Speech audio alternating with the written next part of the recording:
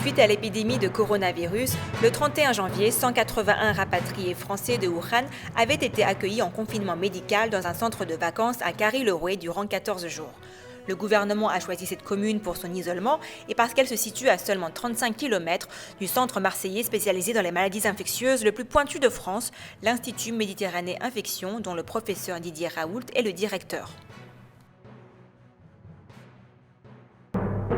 Marseille est une ville qui a une histoire qui est marquée par la médecine, les épidémies. C'est ici qu'il y a le plus de microbes au monde qui ont été identifiés. Ce bâtiment présente d'une manière intégrée, qui est unique au monde, d'une part des malades avec des spécialistes de maladies infectieuses, des capacités de traitement de maladies ultra contagieuses. On peut tout y faire, depuis le diagnostic, le soin, la réanimation dans le même endroit. On a investi plus de 25 millions d'euros dans l'achat de machines technologiques extraordinaires. Il y a des domaines dans lesquels on a le meilleur équipement au monde, en microscopie, en génétique, en protéines, en culture, qui sont uniques. On a probablement le plus gros laboratoire européen de culture de microbes dangereux. Et à côté de ça, on a un énorme laboratoire diagnostique où on reçoit plus d'1 million de prélèvements par an. L'IHU produit plus de 700 publications internationales par an, une partie majeure de la production scientifique dans le domaine de la microbiologie et des maladies infectieuses en France. Le bâtiment a été conçu pour assurer un haut niveau de sécurité. Les portes sont équipées de serrures à carte, les locaux sont sous vidéosurveillance permanente, 2 agents de sécurité sont présents 24 heures sur 24 sur site, et ce personnel de sécurité est en contact direct avec les services de police par un boîtier Ramsès. La sécurité des agents et visiteurs est également optimisée. Les zones marquées de poissons de couleur rouge au sol ne sont accessibles qu'aux personnes vêtues d'une blouse, alors que les zones marquées de poissons de couleur verte sont accessibles sans équipement spécifique. De plus, l'IHU détenant une collection unique d'échantillons biologiques, les congélateurs dans lesquels ils sont conservés sont également sécurisés par serrure à carte dans une biobanque avec l'ensemble des techniques de sérologie, de biologie moléculaire et de culture, ainsi que les caractérisations par Malditoff, de diagnostiquer l'ensemble des bactéries, des virus, des champignons microscopiques et des parasites qui sont responsables d'infections chez l'homme, ainsi que l'ensemble des micro-organismes qui participent à nos microbiotes. Ce laboratoire diagnostique est en parfaite continuité avec les plateformes de recherche, la plateforme de séquençage, la plateforme protéomique, la plateforme de microscopie et la plateforme de culturomics, qui est la spécificité de notre IHU. Plus de 400 nouvelles espèces ont été décrites dans ce laboratoire qui dispose de la plus grosse collection mondiale de souches. Ici, nous sommes au niveau du laboratoire NSB3 de l'IHU. Donc c'est un laboratoire qui fait environ 1600 m². La sécurité, c'est d'éviter que tout pathogène qui soit à l'intérieur puisse sortir à l'extérieur. Pour ça, on a des systèmes de dépression, donc on est capable de surveiller la dépression à l'intérieur de ce laboratoire. Un deuxième aspect important, c'est la sûreté. Il faut savoir que dans ce laboratoire, on va manipuler des micro-organismes potentiellement très dangereux, par exemple le bacille de la peste, et on pénètre dans les zones en fonction de ces autorisations. Nous avons une unité de 25 litres d'isolement de très haut niveau de sécurité que nous pouvons graduellement activer pour traiter des maladies hautement contagieuses comme Ebola. L'unité est équipée d'échographies permettant de faire de l'imagerie au lit du patient. Nous prenons en charge les enfants et les adultes, y compris ceux qui ont besoin de réanimation, avec nos collègues pédiatres et réanimateurs. Un mini-laboratoire de niveau de sécurité 3, ultra équipé d'instruments les plus modernes, est intégré dans cette unité. En cas de nécessité, nous avons la possibilité d'utiliser des sarcophages pour pouvoir transporter ces patients hautement contagieux. Le professeur Raoult est le scientifique le plus cité dans le monde dans le domaine des maladies infectieuses. Avec ses collaborateurs, il a trouvé 1/3 des microbes qui infectent l'homme découverts depuis le début de la microbiologie mondiale. Il y a peu d'endroits dans lesquels il y a tout le monde à la fois. Et donc ici, on peut tout faire. Nous, on est là pour la réalité et pour la découverte.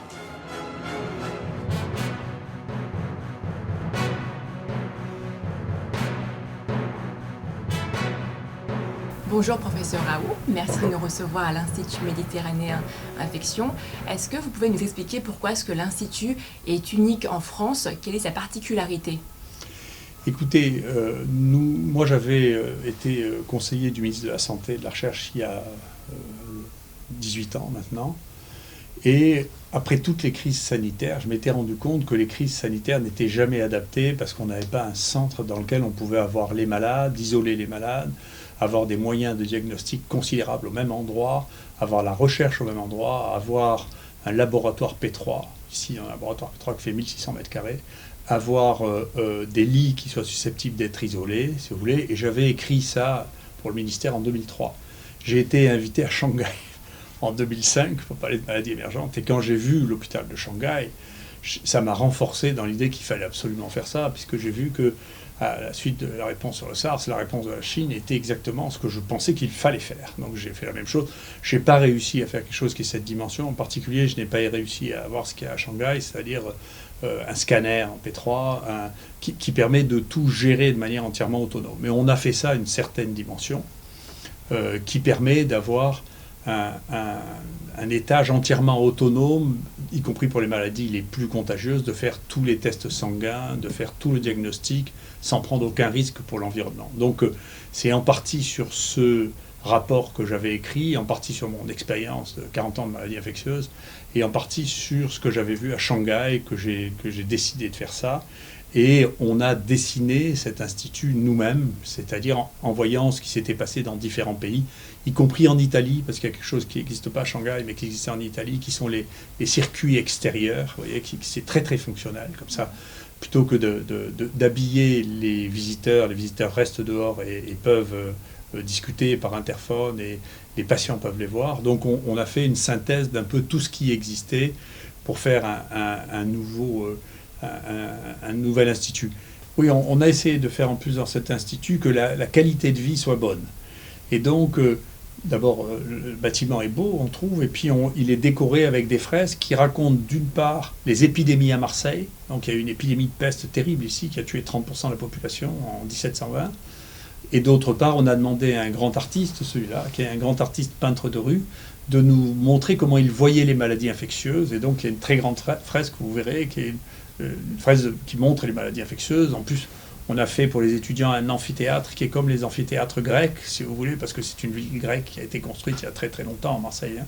Et puis, on a installé ici, on a essayé de faire que les gens soient le mieux. On ne fait pas la gymnastique dehors comme chez vous, mais on a un centre de gymnastique qui est dans le bâtiment pour que les gens puissent s'entraîner avec des machines pour pédaler, etc. Pour que la qualité de vie ici, des gens qui y soignent et qui travaillent beaucoup, soit correcte.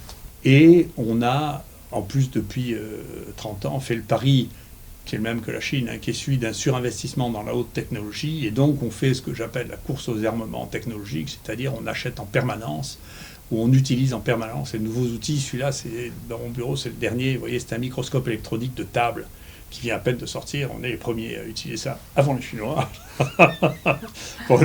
Et donc, ça marche très bien. Et donc, on voit bien que dans ce type de crise, si vous voulez, il faut avoir des instituts de cette nature. Par exemple, pour le dernier coronavirus, on a déjà testé plus de 5000 prélèvements. Vous voyez, d'accord ? Donc, on teste. Ce qui fait que on teste tout le monde, ce qui fait que l'idée de juste tester les gens qui viennent ou qui ont été en contact avec un sujet malade n'est pas une idée suffisante, puisqu'il y a des porteurs asymptomatiques, et donc on ne sait pas par où le virus circule. Et donc vous voyez que les 2 cas graves, mortels qu'on a eu en France, ils n'ont pas été détectés parce qu'ils ne correspondaient pas aux critères. Donc nous n'avons pas de critères depuis le début, on teste tout le monde. Très bien. Comment est composé l'Institut ? Globalement, il y a plusieurs étages. Alors, il y a 3 étages d'hospitalisation, qui sont bien sûr que des chambres individuelles, sont toutes en dépression, et le 3e étage est susceptible d'être transformé en niveau 3 de protection, c'est-à-dire avec un sas, avec des autoclaves pour sortir ce qui a été contaminé, avec un laboratoire interne pour pouvoir, et on peut utiliser de façon graduée cet étage, soit en le fermant pour 7 malades, soit pour 14 malades, soit pour 25 malades. Et donc, comme en moyenne, la contagiosité, c'est les données qu'on a qui viennent de Chine, hein, celles de Zhang, c'est que, en particulier avec la chloroquine, les patients restent contagieux pendant 4 jours. Donc si au bout de 4 jours, vous les faites sortir, avec 25 lits, vous traitez énormément de gens. Oui. Il y a combien de personnes qui travaillent ici à l'Institut, l'équipe que vous mobilisez? Ici, en tout, ici, on fait de la recherche, on fait de l'enseignement pour les étudiants. On a beaucoup d'étudiants en thèse ici ou en postdoc. On fait du diagnostic. Et donc, en tout, dans ce bâtiment, il y a 800 personnes.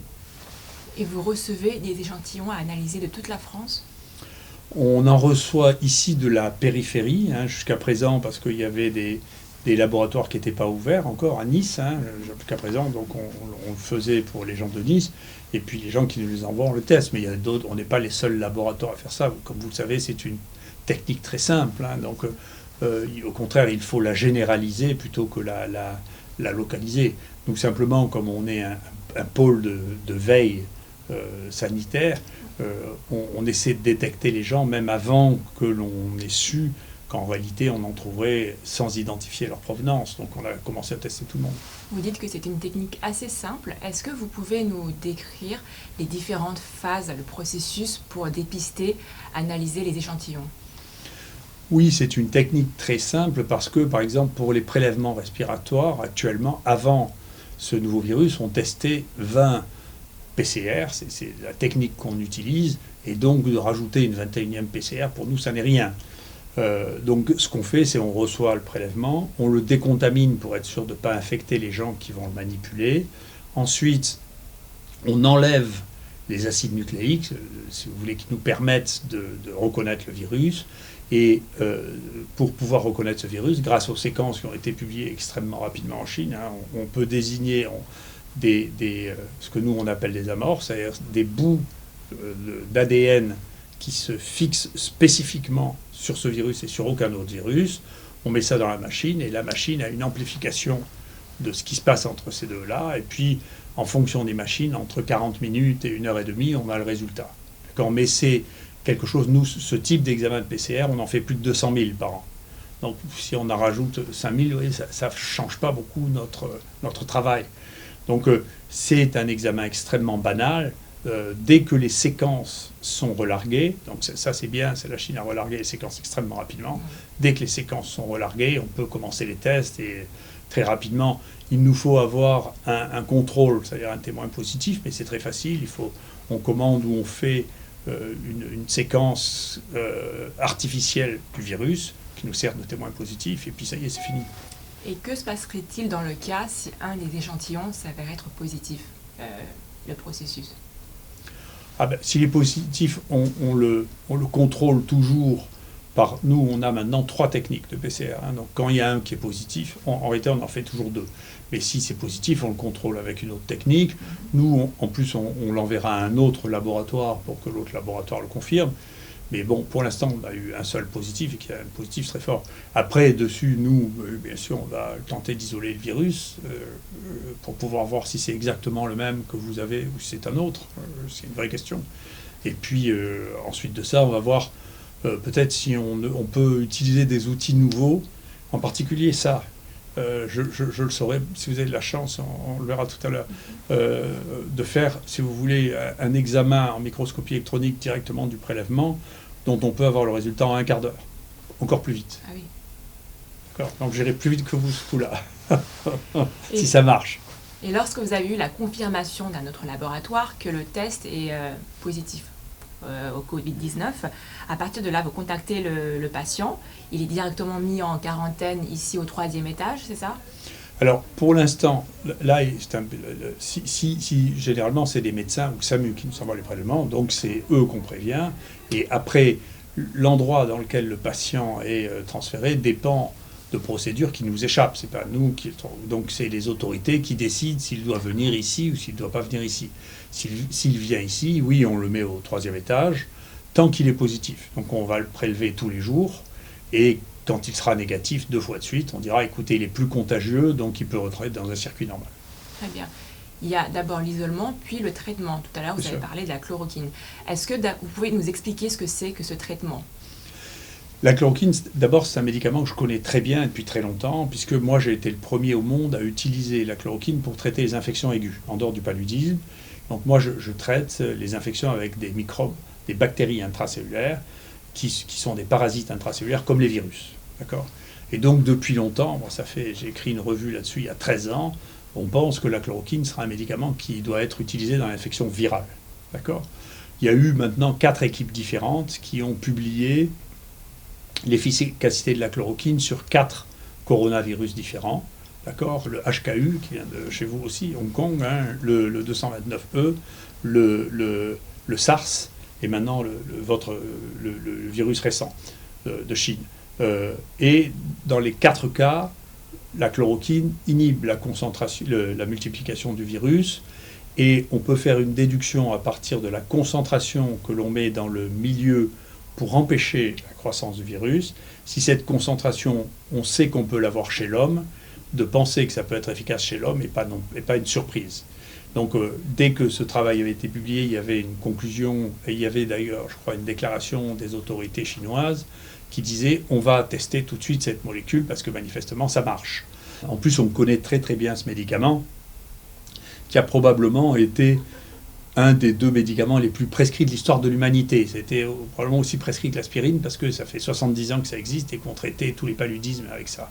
On faisait toute la prophylaxie du paludisme. Donc quelqu'un qui allait en Afrique, encore récemment, de France, il prenait la nivaquine tous les jours là-bas et il la prenait 2 mois après en revenant. Donc on connaît sa sécurité qui est très grande. Hein. Donc c'était assez logique. Et donc récemment, le gouvernement chinois et des autorités et les scientifiques, on sait qu'il y a au moins une 20aine d'études comparatives en Chine avec la chloroquine ou l'hydroxychloroquine, qui est la même chose, c'est un dérivé un peu plus soluble. Et donc je pense qu'il était très raisonnable pour les scientifiques chinois de tout de suite dire, écoutez, on a un produit qui marche, et qui marche significativement, et qui réduit la durée du portage viral. Et donc, bien sûr, moi, comme je suis de très près ce qui se passe, quand on a vu, ça a été publié, alors ça a été publié d'une manière très préliminaire, en disant, écoutez, ce qui est normal, c'est de prévenir tout de suite qu'il y a quelque chose qui marche dans une situation où il n'y a pas de traitement. Donc, moi, j'ai expliqué que c'est ce qui était maintenant recommandé par les autorités chinoises, c'est recommandé par la société de pneumologie chinoise dont Zhong a été le président, et ça fait partie maintenant des guidelines de la Chine pour le traitement des pneumopathies pour ce virus ou suspecté pour ce virus. Donc ça me paraît tout à fait raisonnable de transférer cette recommandation en France, puisque nous n'avons pas de traitement pour cette maladie et que les seuls qui l'expérimentent, c'est vous. La chloroquine est donc un traitement, un médicament sûr, qui est facile à se procurer et peu cher. Oui, comme c'est un médicament très ancien, il est génériqué et il coûte très peu cher. Le comprimé de 100 mg, ça coûte 10 centimes d'euros. Hein. Moi, j'ai une expérience, j'ai traité 4000 malades avec de l'hydroxychloroquine, ma vie, parce que, comme je vous ai dit, j'ai mis au point un traitement qui est utilisé dans le monde entier, qui est le traitement de référence pour 2 maladies avec des bactéries intracellulaires. Et ce traitement, je ne l'utilise pas pendant 10 jours comme vous l'avez fait en Chine, j'utilise ce traitement pendant 1 à 2 ans. Donc je connais ce traitement comme personne ne le connaît. Et en plus de ça, c'est nous qui faisons les dosages, y compris ces dosages, on les fait pour une quantité de pays qui ne faisaient pas les dosages de chloroquine que nous faisons, qui nous envoient des dosages à faire ici, d'accord, y compris des États-Unis, d'Israël, d'Angleterre, parce qu'ils ne trouvent pas de laboratoire qui fasse ces dosages. Donc, si vous voulez, je vous défie de trouver quelqu'un qui connaisse mieux l'usage de l'hydroxychloroquine dans les pays européens. Il n'y a personne. D'accord ? Donc je sais exactement ce que c'est. Et sur des traitements de 2 ans, je n'ai jamais vu, en dehors d'une chose, qui sont les coups de soleil. Alors, il y a les gens qui prennent de l'hydroxychloroquine, pendant l'été, ils prennent des coups de soleil. S'ils ne se méfient pas, ils prennent des coups de soleil. D'accord ? Ça, c'est l'inconvénient majeur de ce traitement. Très bien. Mais pour des gens qui seront traités à l'hôpital avec de l'hydroxychloroquine, le risque de coup de soleil est faible.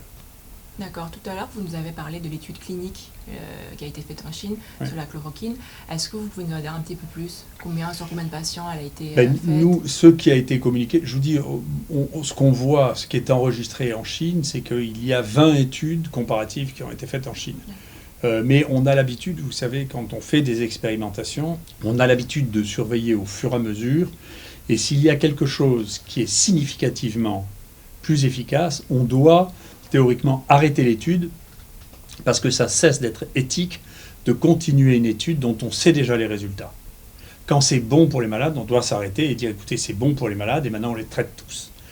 toutes les études cliniques sont comme ça. Donc c'est ce qui s'est passé en Chine. Et donc la communication qui a été faite, c'est sur les 100 premiers malades qui ont été testés avec la chloroquine d'un côté et un traitement ordinaire de l'autre, qui montre qu'il y a une amélioration. Et donc on n'a pas le détail de ça, mais là, il y a une communication officielle des experts scientifiques qui ont testé ça. Et donc on est obligé de les croire. Encore une fois, il y a une discordance ici entre le fait que si c'était le Center for Disease Control américain qui disait ça, tout le monde dirait bravo. Là, parce que c'est le gouvernement chinois, on dit c'est les Chinois, donc on ne sait pas. C'est ce qui est insultant. Moi, je vous fais mes excuses à titre personnel. Merci. Et ce traitement est-il efficace, serait-il efficace sur tous les patients ou est-ce qu'il serait réservé à un type de patient selon l'âge, l'état avancé ou non Les recommandations actuellement de votre pays, c'est de traiter tous les gens qui sont symptomatiques avec ce virus, parce que, y compris les formes qui ne sont pas graves au départ, elles peuvent devenir graves.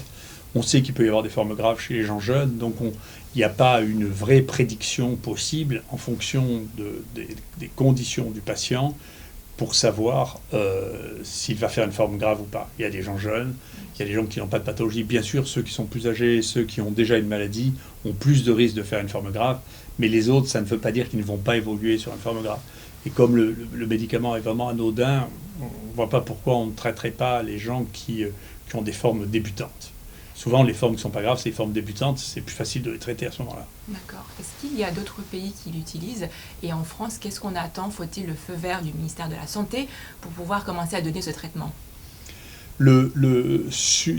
Pour les autres pays, je ne sais pas qui c'est qui l'utilise, qui c'est qui ne l'utilise pas. Je ne sais pas qui a repris la stratégie ou pas, parce que ça rentre en compétition avec des tas de nouvelles molécules. Et donc, il y a des gens qui préféraient que ce soit des nouvelles molécules pour des tas de raisons qui marchent plutôt que des molécules anciennes.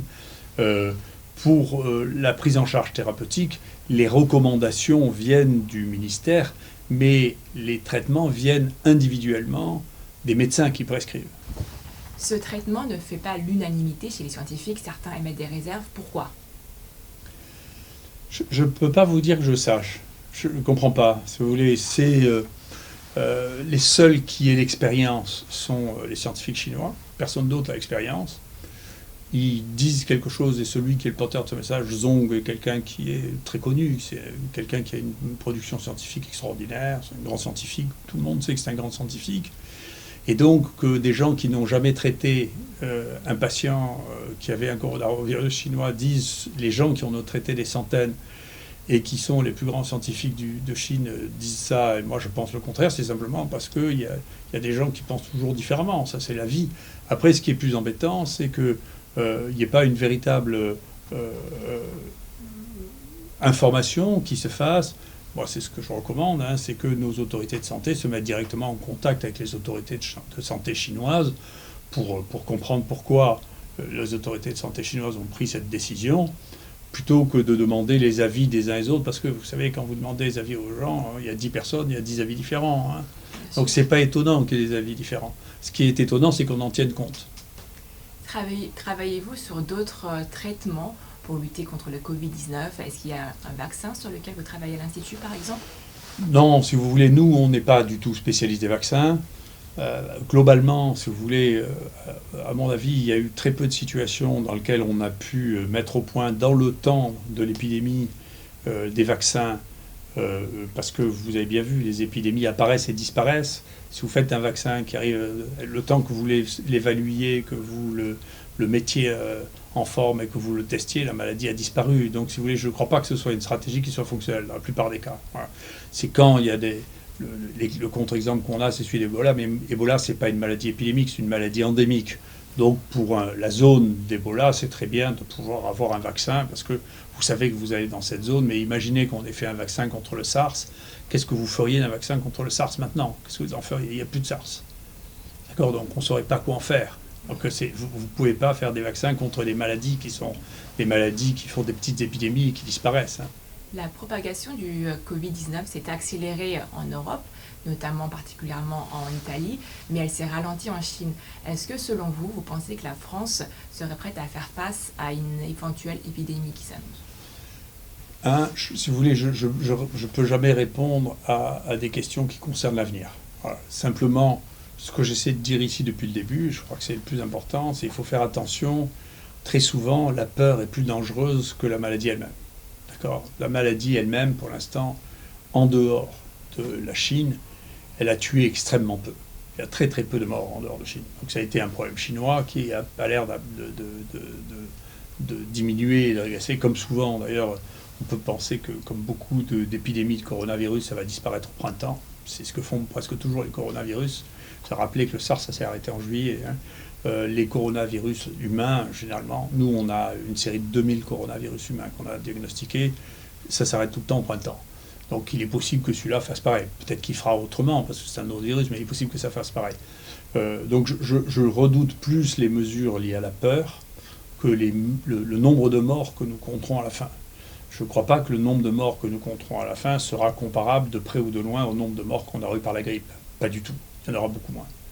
Mais ce qui me fait peur, c'est la peur des gens. J'ai peur de la panique, j'ai peur de la peur, j'ai peur qu'on détourne les moyens pour quelque chose qui fait peur aux dépens des vraies maladies qui continuent, les infarctus du myocarde, les accidents vasculaires cérébraux, qui ont besoin d'avoir une liberté des services de soins pour qu'on les prenne en charge. Or, si on est trop terrifié par cette maladie, même dans ses formes banales, qui semblent à des maladies virales banales, je redoute, si vous voulez, que l'on ait des problèmes. D'autant que on verra à la fin ce qu'on peut estimer être la mortalité, mais la mortalité, en dehors de la zone de Wuhan, la mortalité est assez faible, elle n'est pas plus importante que celle des autres infections virales respiratoires. Donc je pense qu'il faut être extrêmement calme avec cette histoire-là. Il faut traiter les choses. Vous voyez, nous, on n'est pas du tout nerveux, mais enfin, on est les gens qui ont testé le plus de cas. On a mis en place tous les moyens pour répondre. On est prêt à répondre à toute situation. Mais je pense qu'il faut garder son calme. Voilà. Vous avez dit un peu plus tôt tout à l'heure qu'au printemps ou à l'été, l'épidémie pouvait s'arrêter. Pourquoi ? Est-ce que c'est lié à la température, à la chaleur ? On ne sait pas pourquoi. Mais si vous voulez, on a toujours constaté... Vous savez ce que veut dire influenza ? Influenza, c'est un mot italien. Quand les Italiens ont décrit la grippe, ils ont dit c'est sous l'influence du froid. Influenza di freddo. D'accord ? Donc, chez nous, on pensait on identifiait dès ce moment-là qu'il y avait des maladies qui ne survenaient qu'en hiver. D'accord ? C'est pour ça que ça s'appelle influenza. Et donc maintenant, c'est pareil, on voit bien qu'il y a des maladies qui n'apparaissent que pendant la saison froide. Mais ce n'est pas lié au froid, parce qu'il y en a aussi bien dans la zone intertropicale, et là, il y en a toute l'année. D'accord ? Donc, c'est pas clair. Dans les pays tempérés, dans lesquels il y a des saisons, il y a 4 saisons, c'est dans la saison froide. Et donc, il n'y a pas que le coronavirus, la grippe disparaît pendant la saison froide, la plupart des maladies virales respiratoires disparaissent, et nous, on a l'expérience avec des pèlerins qui vont à la Mecque. Parfois, ils rencontrent des gens qui viennent d'un pays où il y a de la grippe, ils reviennent avec la grippe, et quand ils viennent ici, ils ne sont pas contagieux, parce que ce n'est pas la saison. Donc c'est très compliqué. Les maladies infectieuses sont des maladies d'écosystème, c'est-à-dire que dans un endroit donné, et à un moment donné, elles peuvent se donner, y compris avec les comportements humains. Et moi, je pense, je le redis, j'avais dit à la télévision, qu'il y a une chose vraiment, de mon point de vue, si j'ai un conseil à donner aux Chinois, c'est de lutter contre les crachats dans la rue, en particulier en moto, parce que ça, je pense que ça fait des aérosols épouvantables. Vous voyez, un crachat, c'est 1,2, 1,5 millilitres, alors que quand vous toussez, c'est moins de 1000 fois moins. Donc la toux, c'est 1000 fois moins dangereux qu'un crachat. Et donc, il faut, peu importe, moi je ne juge pas les coutumes, cette coutume, maintenant, on voit bien que c'est dangereux. Voilà. Et donc ça, je pense qu'il doit y avoir, je vous dis encore plus en moto, parce que vous voyez avec le vent, les virus qu'il y a là-dedans, combien vous pouvez répandre de virus là-dedans, c'est extraordinaire. Donc je pense que ça, c'est vraiment un point sur lequel, pour votre pays en particulier, il y a un mode de contamination que nous n'avons pas. Et donc vous voyez, c'est un exemple pour dire que les maladies se développent en fonction de tous les éléments qui sont présents. La chaleur de l'environnement, la densité urbaine, la manière d'expectorer, le fait qu'on se lave les mains ou pas, tous ces éléments-là sont des éléments qui rentrent en jeu dans la transmission et qui rentrent en jeu dans le développement du virus.